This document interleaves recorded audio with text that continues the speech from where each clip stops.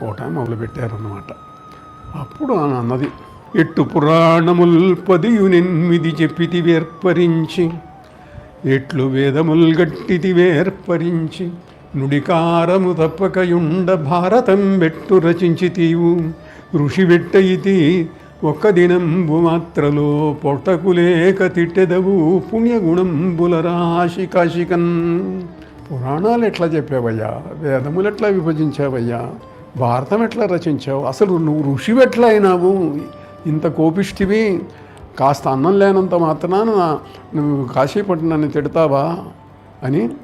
ఈ వారణాసి పట్టణం ముక్తిస్థానం, దీని మీద ఎవడు అన్యాయం బుదలంచు వాడు రుద్రపిశాచంబగును అన్నట్ట అని భవానీ పరమేశ్వరుడి వైపు చూచిందిట. ఇట్లా చీవాట్లు పెట్టింది ఆవిడ. ఆయన చూస్తున్నాడు, పెద్ద ఆయన చూస్తూ ఉంటే ఇట్లా అన్నదిట.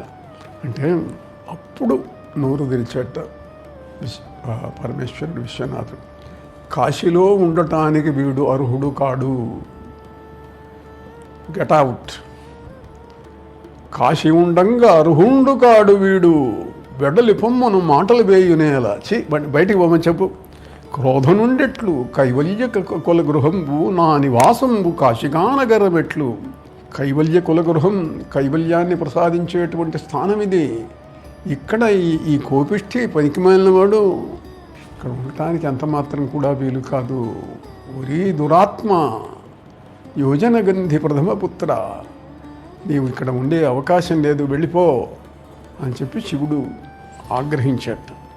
ఆగ్రహిస్తే అప్పుడు ఆయన కాళ్ళ మీద పడి, అయ్యా మా పొరపాటైంది తల్లి, బుద్ధి లేక చేశాను ఈ పని, నన్ను రక్షించు అని చెప్పి ప్రార్థించి కాళ్ళ మీద పడితే, సరే మాట అన్నారు, ప్రస్తుతానికి వెళ్ళిపో, ఒక పర్వదినాలలో మాత్రం కాశీకి రావటానికి నీకు అనుమతిస్తున్నాము, అంత మామూలు రోజుల్లో ఇంకా ఉండటానికి వీల్లేదు అంటే ఆయన కాశీకి బయటికి వెళ్ళి వ్యాసకాశీ అంటారు దాన్ని, ఆయన బయట ఎక్కడ కూడా కాశీనగరానికి అవతల ఉన్నాడనమాట. ఇప్పటికి కూడాను కాశీనగరానికి దాటిన తర్వాత గంగానదికి అవతల వైపున కొంచెం ఆశ్రమం, అక్కడ ఒక శివాలయం ఉంటుంది, దాన్ని వ్యాసకాశీ అని అంటారు.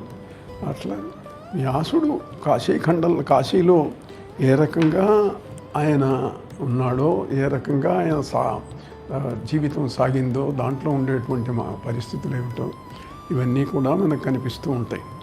ఇవి కాక ఇట్లా కొన్నాళ్ళు అయిన తర్వాత ఈ వ్యాస మహర్షి మొట్టమొదట్లో చాలా బాధ కలిగింది ఆయనకు. బాధ కలిగి ఆయనకు ఒకసారి సౌత్ ఇండియాకు వెళ్దాము అని అనిపించిందిట. దక్షిణ దేశానికి వెళ్దాము అని కొన్నాళ్ళ పాటు తిరిగి వద్దాము అని అనుకుంటే వెళ్ళాడు. దక్షిణ దేశానికి వెళ్ళి ఆంధ్రదేశానికి వెళ్ళాడు. అక్కడికి వెళ్ళి దక్షారామానికి వెళ్ళాడట. దక్షారామానికి వెళ్తే అక్కడ అగస్త్య మహర్షి కనిపించాడు ఆయనకు. అగస్త్య మహర్షి ఏమిటి అని అంటే, ఆయన వింధ్య పర్వత గర్వాన్ని అణసటం కోసం ఆయన కాశీ విడిచిపెట్టి రావలసి వచ్చింది. అది కూడా చెప్పుకుందాం, దాంట్లో ఉండేటువంటి విశేషాలు కూడా. అక్కడ ఆయన అగస్త్య మహర్షిని కలిసి, మహర్షి వేదవ్యాస మీరేమిటి ఇట్లా వచ్చారు అని అంటే, తన కథ ఆయన చెప్పుకున్నాడు, ఈయన కథ ఆయన విన్నాడు. ఇద్దరు కూడా మంచి స్నేహితులు, బాగా చెప్పుకున్నారు. చెప్పుకున్న మీదట వాళ్ళు మనం భీమేశ్వరుణ్ణి చూద్దాం అని ఇద్దరు కలిసి వెళ్ళారట.